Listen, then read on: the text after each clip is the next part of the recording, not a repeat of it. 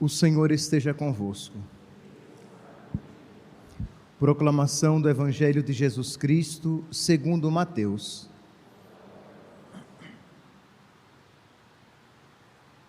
Naquele tempo, Pedro aproximou-se de Jesus e perguntou: Senhor, quantas vezes devo perdoar se meu irmão pecar contra mim? Até 7 vezes? Jesus respondeu: Não te digo até 7 vezes, mas até 70 vezes 7. Porque o reino dos céus é como um rei que resolveu acertar as contas com seus empregados. Quando começou o acerto, trouxeram-lhe um que lhe devia uma enorme fortuna.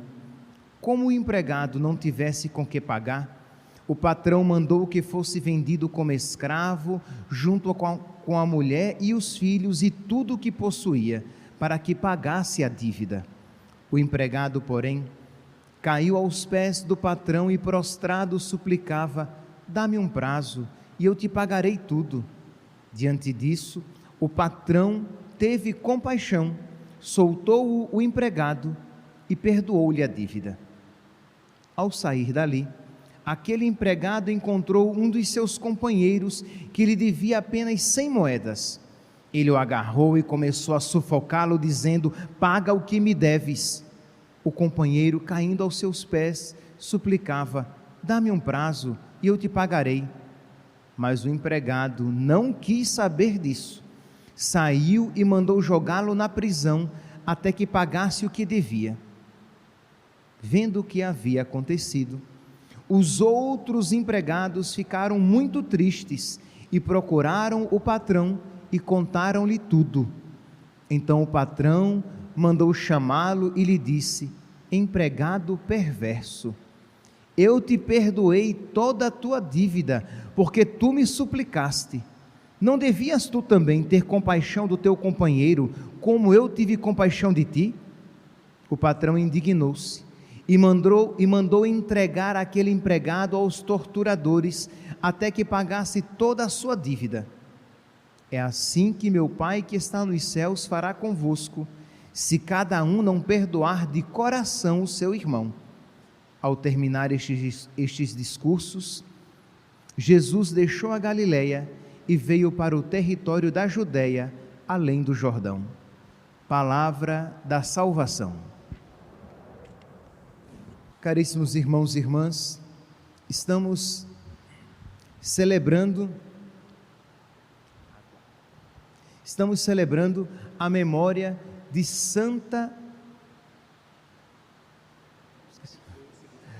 Dulce.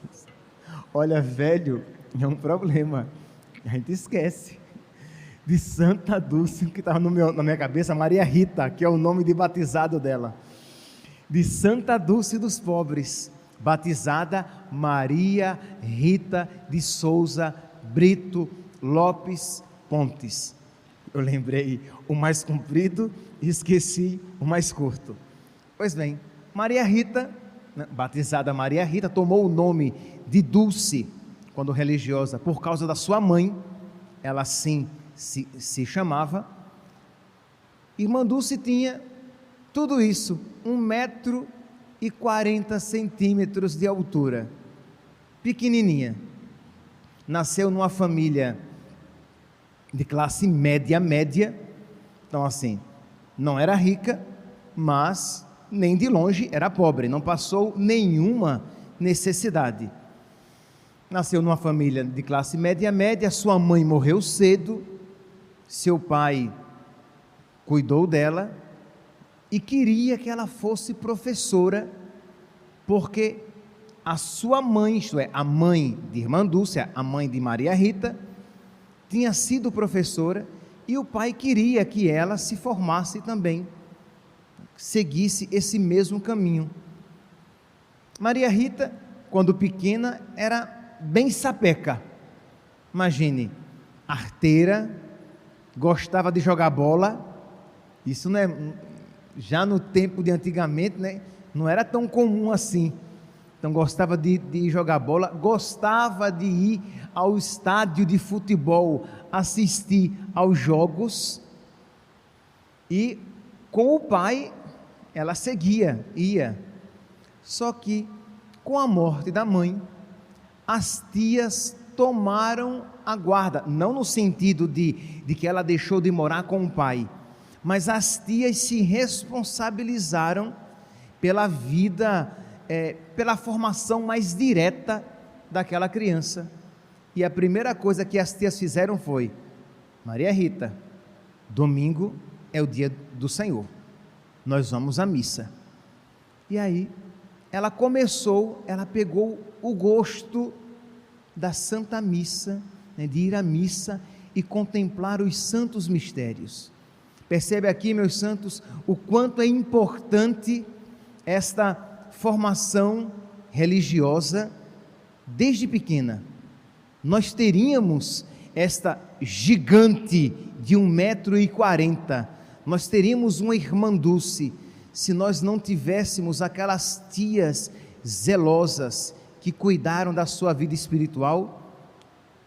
Provavelmente não. Pois bem, então Maria Rita começou a ir à missa, e à missa nas Clarissas, no convento das Clarissas, e o sobrenatural começou a tocar o seu coração. Ela começou a se sentir cativada pelas realidades espirituais, pelas realidades eternas, pelo céu. É um mistério, meus santos, da graça de Deus, que vai transformando o nosso coração. Todos os anos, vocês sabem, quando nós precedemos a Quaresma de São Miguel, eu sempre gosto de dizer: meu santo, minha santa, venha fazer 40 dias seguidos de missa, e você vai ver que a graça de Deus vai começar a tocar o seu coração, de tal maneira que você não mais vai compreender o seu dia sem iniciar com a Santa Missa. Muitas pessoas aqui começaram a missa diária com aquela Quaresma de São Miguel. Começaram, e todos os dias ouvindo a palavra de Deus, e todos os dias tendo a palavra de Deus iluminada por meio da pregação, e todos os dias podendo receber o corpo, sangue, alma e divindade de nosso Senhor, e sempre que necessário podendo se confessar, e a graça de Deus começa a mudar o nosso coração, e nós começamos a nos sentir atraídos por realidades espirituais que antes não nos atraíam tanto assim. Então quer dizer, nós precisamos dar uma abertura à graça, nós precisamos dar uma chance para que a graça de Deus comece a transformar o nosso coração. A obra é de Deus, mas exige a nossa colaboração. O Deus que te criou sem ti, não quer te salvar sem ti. Então, aquela menininha que foi levada à missa, se ela grande alcançou 1,40 m, criança era mais diminuta ainda, aquela gotinha de gente sendo levada à missa, e a graça de Deus ali nela trabalhando. E ela começou então, o seu coração começou a se abrir para as realidades espirituais. Suas tias começaram a lhe dar o catecismo, a explicar agora mais profundamente as coisas de Deus, explicar o que acontece ali no altar, porque é que nós nos ajoelhamos quando os sinos tocam, o que é que se recebe quando as pessoas contritamente, espero que contritamente, com muita devoção e piedade, entram na fila para receber Jesus Cristo, explicando os mistérios da fé, os mandamentos da lei de Deus, explicando o que é a vida de oração e como rezar e conversar com Deus. As tias começaram a lhe explicar os fundamentos da fé, e aquilo fez com que uma luz nova se acendesse no coração dela. Meus santos, é isso que nós precisamos pedir a Deus, nas nossas missas, nas nossas orações, nos nossos encontros com Deus, pedir que Deus acenda a sua luz em nós. Quando, às vezes, o sacerdote, quando toma o corpo de Cristo nas mãos, diz: eu sou a luz do mundo. Pois bem, pedir a Jesus que Ele ilumine o nosso mundo interior, de modo que, sob a luz de Deus, na luz de Deus, nós vejamos todas as coisas, e vejamos o que vale a pena, e o que é pó, o que é palha, o que é esterco, o que não tem valor algum. Pois bem, então as tias começaram a levar Maria Rita, a dar passos no conhecimento da fé da sua igreja, e fizeram ainda mais, fizeram-na apóstola, fizeram-na missionária. Disseram que ela já grandinha, ela já com os seus 12, 14 anos, pediram que ela procurasse as crianças ali da redondeza, crianças que não tinham vida religiosa, que não tinham vida de amizade com Deus, que ela desse a catequese também, que ela falasse de Deus para aquelas outras crianças. E é interessante, meus santos, o quanto Deus honra os seus missionários. Isto é, quando você generosamente se predispõe a falar dele, ele fala por meio de nós.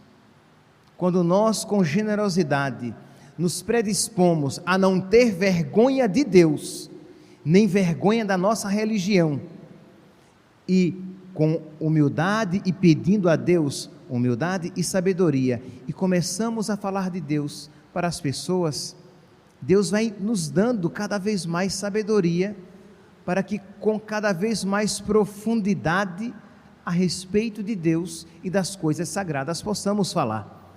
Então, aquela menina, aquela mocinha começou a crescer nesse ambiente espiritual, ao ponto de, com 19 anos, ela não queria ser professora, ela queria se consagrar completamente a Deus. E o pai não queria, não gostou muito da história, mas era um homem católico e, mesmo que a contragosto, aceitou. Então, Maria Rita, que tinha nascido no dia 26 de maio de 1914, entrou para as Irmãs Missionárias da Imaculada Conceição da Mãe de Deus no dia 13 de agosto de 1933. Ela tinha 19 anos. Era uma ordem que tinha, assim, um quê de espiritualidade franciscana, porque o fundador dela era um franciscano. E ela começa então a sua vida religiosa. E, meus santos, uma frase que os religiosos, as irmãs que conviviam com ela e as pessoas, os pobres com quem ela se encontrava, diziam, que ela repetia constantemente, e você pode dizer: ah, padre, isso é uma frase chavão, quem é que não sabe disso? É verdade, meus santos, muitos intelectualmente sabemos, muitos temos esta frase na nossa memória, mas nem por isso de fato cremos nesta afirmação. Ela repetia: a oração é o alimento da alma. Meus santos, ela repetia isso para as suas irmãs, e ela repetia isso para as pessoas com quem ela se encontrava, porque ela sabia, por experiência, que sem o Criador, a criatura se esvai. Ela sabia por experiência que sem Cristo nós nada podemos fazer. Ela sabia por experiência que sem a graça de Deus que nós recebemos, que que o caminho mais seguro e mais certeiro, além dos sacramentos, para receber a graça de Deus é a oração. A oração é o caminho por meio do qual Deus se condicionou a nos conceder muitas graças. Então ela sabia que querer viver o Evangelho sem rezar é loucura, de querer tomar sobre si a cruz e seguir Jesus sem vida de oração é loucura. Imagine uma pessoa que vem à missa, ouve o Evangelho, ouve as pregações e não reza. Ela mais se entristece do que se alegra. Nunca vai sair da minha lembrança, porque é uma pessoa próxima a mim, que um dia me disse isso, lá em Maceió.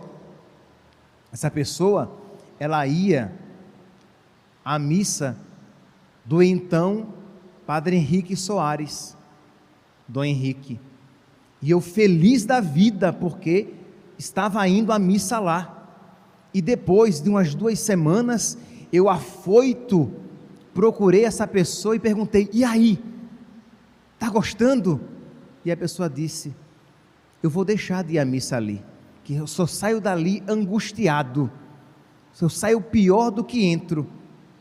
E eu compreendi o que ela quis dizer, que como aquele padre pregava a palavra de Deus, mas em compensação aquela pessoa não queria rezar para se deixar moldar pela palavra de Deus, aquela palavra só feria, e a oração não a transformava.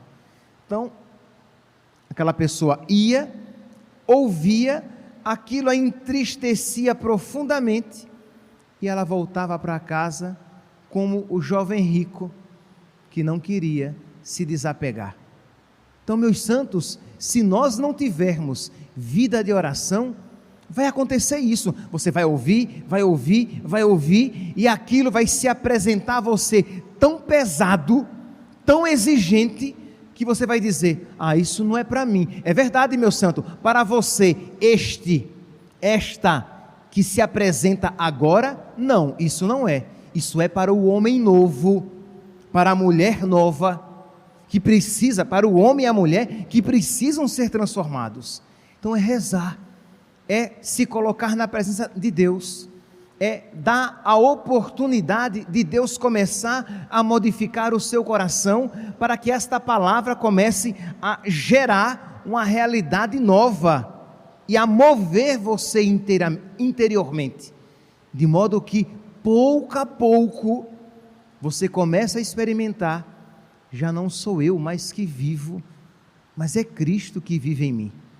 Isto é, algo meu, pecador, ferido, limitado, marcado por tantas experiências negativas, algo meu vai morrendo a cada palavra de Deus proclamada, a cada oração feita, a cada comunhão recebida com piedade e devoção. Algo meu vai morrendo e algo de Cristo vai ressuscitando. Isto é, este diamante bruto que todos somos, começa a ser lapidado, mas precisa ser lapidado, precisa ser modificado. A oração é um alimento da alma. A oração está para a alma como o alimento está para o corpo. Se você não come, o seu corpo definha. Se você não reza, a sua alma definha. E este primeiro entusiasmo, e este entusiasmo momentâneo que o anima na busca de Deus, desaparecerá do seu coração.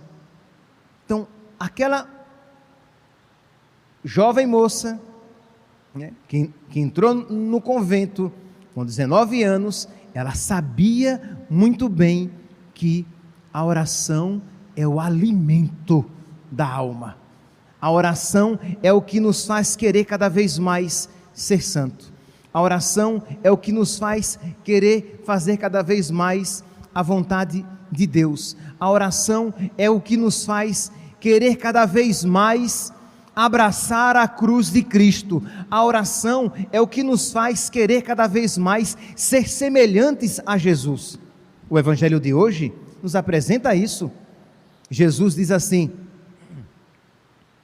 que Pedro se aproximou e perguntou: Senhor, quantas vezes eu devo perdoar? 7 vezes? Pedro estava sendo generoso, porque o talião não dizia isso, era olho por olho, dente por dente. Então, quer dizer, se alguém te fura um olho, você não pode furar os 2 olhos do outro, mas um olho dele também você pode. Você não pode se exceder na correção, na justiça humana. Então Pedro, quando isso propõe, existe uma certa generosidade, mas Jesus diz a ele: olha, se Jesus chamasse alguém de santo, ele diria: olha, meu santo, requer mais, é 70 vezes 7, isto é sempre, é perdoar sempre. Então o que Jesus pede a Pedro é impossível ao ser humano. Nós somos incapazes de perdoar 70 vezes 7. Nós somos incapazes de amar o inimigo. Nós somos incapazes de amar o próximo como Jesus nos amou. Incapazes. Nós não podemos, aqui no finalzinho nós iremos ouvir: é assim que o meu Pai que está nos céus fará convosco, se cada um não perdoar de coração o seu irmão. Ora, ora, ora, ora, meus santos, quem é que já não se angustiou em dizer: Padre, eu perdoei, mas quando eu olho para a cara dela, vem aquele ódio dentro de mim, uma vontade de esmurrar, mas eu perdoei. Tá bom, já começou, meu santo, desanime não. Mas percebeu que se Jesus nos perdoasse assim, misericórdia, não é assim que Jesus nos perdoa. Ele nos perdoa de verdade, de modo que: Padre, mas como é que eu vou perdoar assim? Se aproximando de Jesus e deixando que Ele transforme o seu coração. Quando na homilia de ontem eu falava que quando a gente ama de verdade, a gente é capaz de pedir para trocar de sorte, isto é, eu preferiria que a sorte daquela pessoa fosse a minha e a minha a dela, de modo que se ela tiver que ir para o inferno, que eu vá e ela se salve. Algumas pessoas mandaram mensagem, outras até ligaram para mim, da minha família, para dizer: olha, pelo amor de Deus, eu até quero a salvação de fulano, fulano, fulano, fulano, mas ao ponto de rezar e dizer: Jesus, que eu me perca, mas que ela se salve, isso eu não consigo. E eu disse: bingo, você não consegue, isso você não, amar dessa maneira, porque foi a maneira que Jesus nos amou. Aquilo que era devido a nós, coube a Ele, e aquilo que era dele, a natureza divina, coube a nós. A admirável troca. Ele trocou a sua sorte pela nossa. Ele se fez homem para que nós fôssemos feitos Deus. Ele foi um condenado na cruz para que nós sejamos gloriosos no céu. Então percebe que ter um coração assim, de modo que, imagine que oração poderosa então, de um pai, de uma mãe, de um intercessor, que entra no campo de batalha e diz: Senhor, por esta pessoa por quem eu estou intercedendo, eu te peço, Senhor, até a troca. Eu te peço, Senhor, então, que eu me perca e esta pessoa se salve. Esta intercessão é uma intercessão poderosa, porque é uma intercessão que brota de um coração que ama verdadeiramente. Mas isso, meus santos, não é algo que brote da nossa vontade. Nós não somos assim. Então nós precisamos: mas Padre, como é então que eu vou amar assim? Amar como Jesus amou. quando você, meu santo, de verdade levar a sério a sua oração. Quando você, meu santo, tiver vida de oração e intimidade com Deus, você vai ver que o seu coração vai começar a mudar, e você vai ver que o seu coração é tão parecido com o de Jesus, e não é mais tão parecido como aquele coração de outrora. No final da vida, Santa Dulce dos Pobres morreu no dia 13 de março de 92.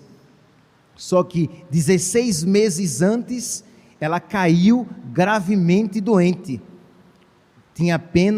Estava com 70% do seu pulmão comprometido, sem os avanços da medicina hoje em dia, então com dores terríveis, sofrendo muito, e ela, quando era visitada, ela dizia constantemente: vamos rezar para que Jesus providencie outras pessoas para cuidar das crianças.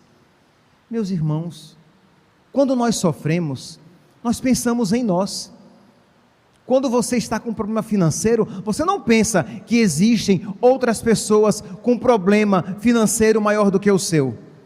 Quando você está doente, você não sentindo dor, uma dor de dentro, uma dor de ouvido, uma dor de pedra nos rins, você não pensa que outras pessoas sofrem muito mais, você só pensa em si. Ela ali sofrendo, pensava nas suas crianças, não como desespero, mas ela convidava a oração, porque a oração é a maneira que nós temos de participar da providência de Deus. Então, para que para que a divina providência providenciasse outras pessoas, para que as crianças não ficassem desamparadas. Percebe este coração cristificado, este coração divinizado. Mas quando eu digo isso, nós não podemos olhar então para Santa Dulce dos Pobres, para Santa Dulce de Jesus, e pensar que isso é a realidade somente para ela. Mas o meu coração vai ser esse coração egoísta mesmo, este coração sem vergonha, este coração preguiçoso, este coração... Não, meu santo, você foi feito para amar, e para amar muito, e para amar a maneira de Jesus. Só para terminar, disse que Santa Dulce morreu dia 13 de março de 92, no mesmo ano em que o Papa João Paulo II fez a visita ao Brasil, e não estava prevista a visita do Santo Padre à irmã Dulce, mas ele quis visitá-la. Se vocês depois procurarem na internet, existem fotos e vídeos mesmo desta visita, e o Papa, quando sai, ele diz: eu vi o sofrimento do inocente. Isto é, ele viu na irmã Dulce, morrendo e sofrendo, ele viu Cristo inocente, morrendo e sofrendo. Meus irmãos, estamos celebrando então o anjo bom da Bahia, o anjo bom do Brasil. Se de tudo isso que foi falado, se isso despertar no nosso coração um maior empenho verdadeiro de você, dizer: não, eu vou reservar este tempo do meu dia para rezar, eu vou indo à missa, só se você vai sair correndo para tirar o pai da forca, senão na missa eu vou receber Jesus e vou fazer ação de graças, eu vou de verdade me sentar, me ajoelhar e conversar com Jesus, a quem eu acabei de receber, porque eu recebi uma pessoa e não uma coisa.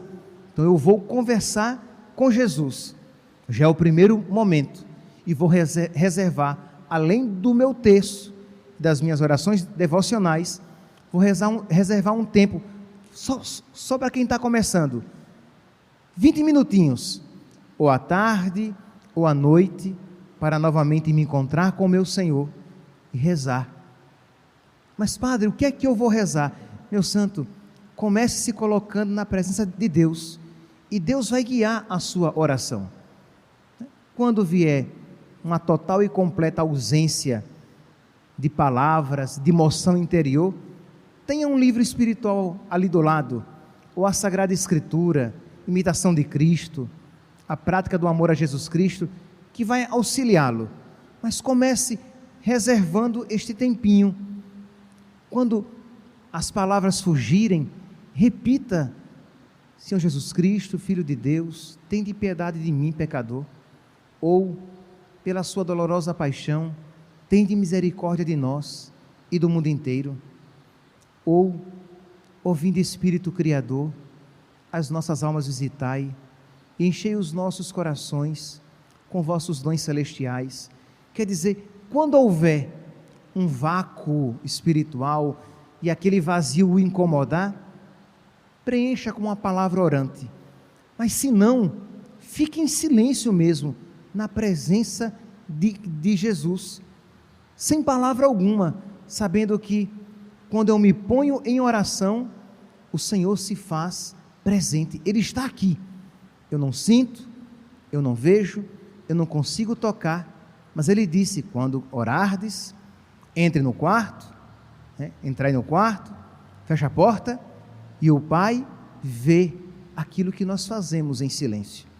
Então, se desta pregação surgir um desejo mais veemente e verdadeiro de uma prática sincera de oração, sem sombra de dúvidas, daremos muita alegria à Santa Dulce dos Pobres e à Nossa Senhora, a Mãe de todos nós. Louvado seja nosso Senhor Jesus.